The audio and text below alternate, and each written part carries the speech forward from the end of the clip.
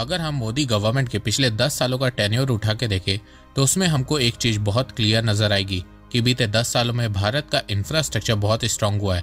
भारत के इंफ्रास्ट्रक्चर को स्ट्रांग बनाने के लिए भारत सरकार बहुत से प्रोजेक्ट जैसे कि Bharatmala, Sagarmala, freight corridor, expressway, highway, railway पे काम कर रही है ताकि भारत की विकास की गति को बढ़ाया जा सके। इसके अलावा इंफ्रास्ट्रक्चर को स्ट्रांग बनाने के लिए हर साल मोदी गवर्नमेंट इंफ्रा बजट को भी बढ़ा रही है। पिछले 10 सालों में भारत सरकार ने 84 लाख करोड़ रुपए, लगभग $1 ट्रिलियन इंफ्रास्ट्रक्चर पे खर्च कर दिया है और अब आने वाले 5 सालों में भारत सरकार 100 लाख करोड़ रुपए, लगभग $1.2 ट्रिलियन खर्च करने का प्लान तैयार कर रही है।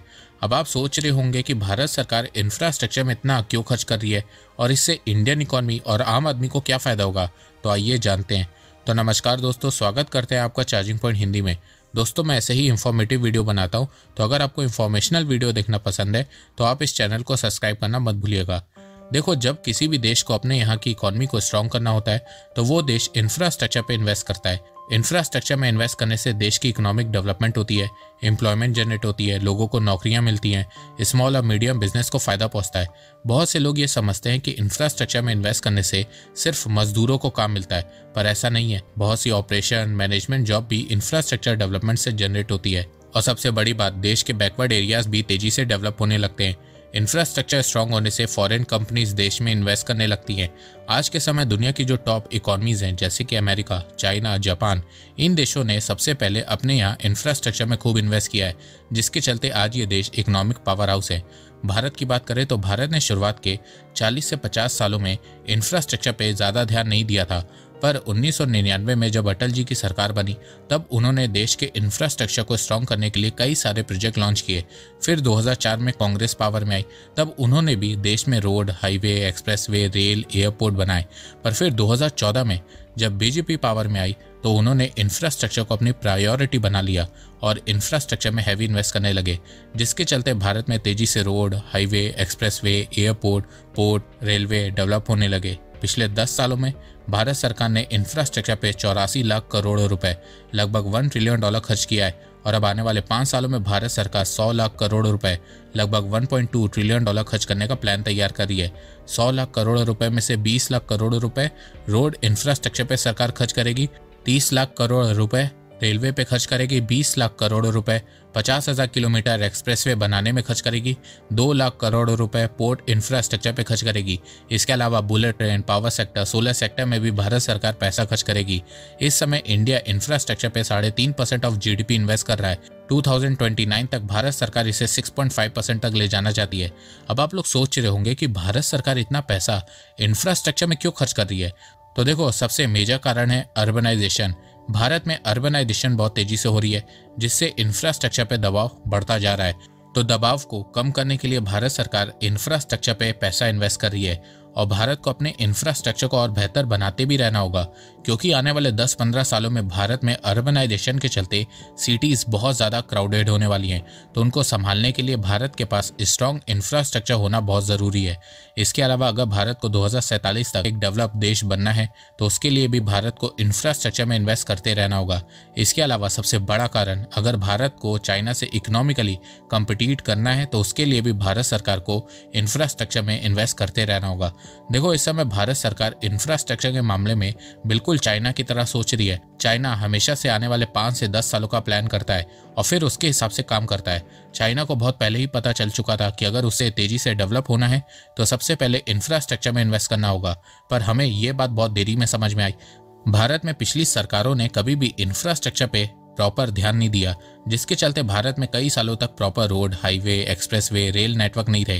वो तो पिछले कुछ सालों में बीजेपी गवर्नमेंट ने इंफ्रास्ट्रक्चर में तेजी दिखाई है, जिसके चलते भारत का रोड, रेल नेटवर्क पहले के मुकाबले बहुत बेटर हुआ है। वहीं चाइना ने शुरुआत से ही अपने यहाँ पे इंफ्रास्ट्रक्चर पे बहुत ध्यान दिया है।